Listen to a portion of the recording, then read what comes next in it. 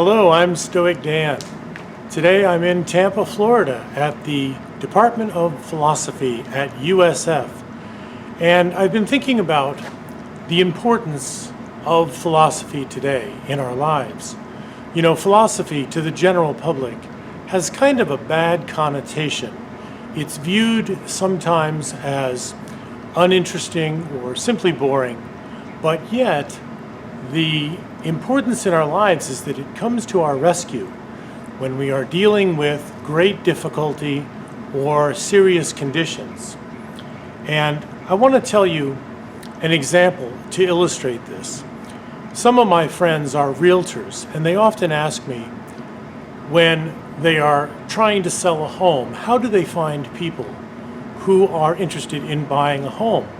Well, really, there's no indication of when someone is due to buy a new home.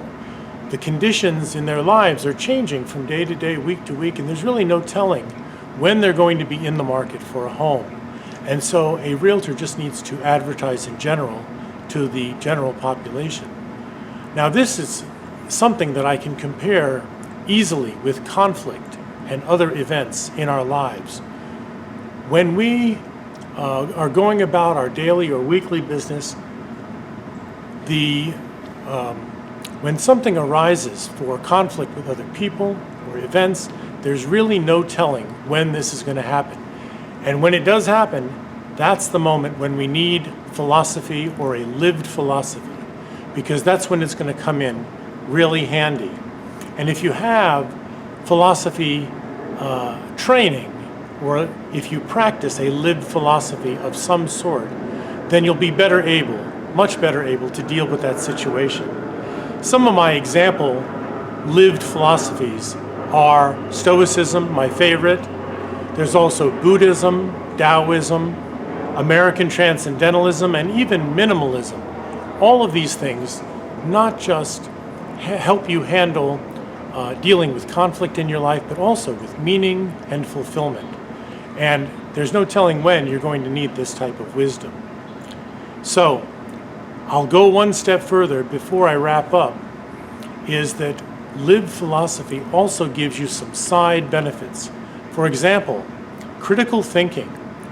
You know, in this day and age with not only news media, but with social media, we need to be able to question the information that is flowing into our minds. Is it true? Is it false? Is it in the gray area? We really need critical thinking skills in order to discern this. And then there's also civil discourse. You know, this is a word that is spoken only in some circles, but civil discourse is really important for all of us so that we can connect with our community, we can communicate better.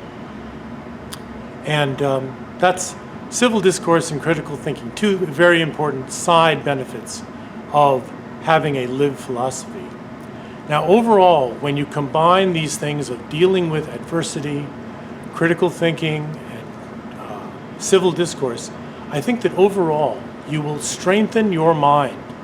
Strengthening your mind is something that I might call like an insurance policy for better living.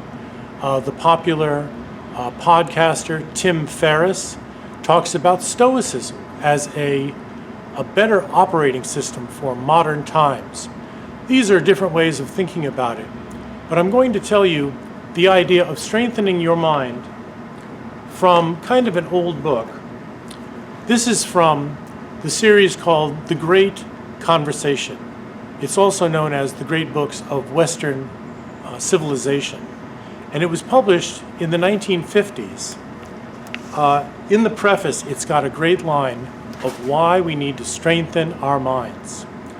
The author says, "We believe that the reduction of the citizen to an object of propaganda, private and public, is one of the greatest dangers to democracy. A prevalent notion is that the great mass of the people cannot understand and cannot form an independent judgment upon any matter. They cannot be educated in the sense of developing their intellectual powers, but they can be bamboozled.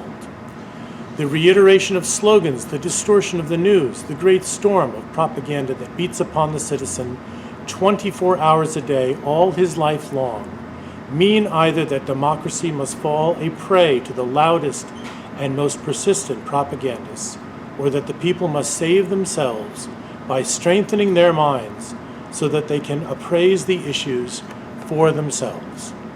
Well, that's why we need to strengthen our minds. This little preface, the reading from the preface, is something I included in my presentation this year at StoicDan 2021. I'm not sure if you saw it, but it bears repeating. So I hope you've enjoyed this video. Please comment on this video and let me know how Live Philosophy has helped you in your life. Thanks for watching. Subscribe to this channel to hear about new videos. Follow us on social media for more info. Visit StoicDan.com.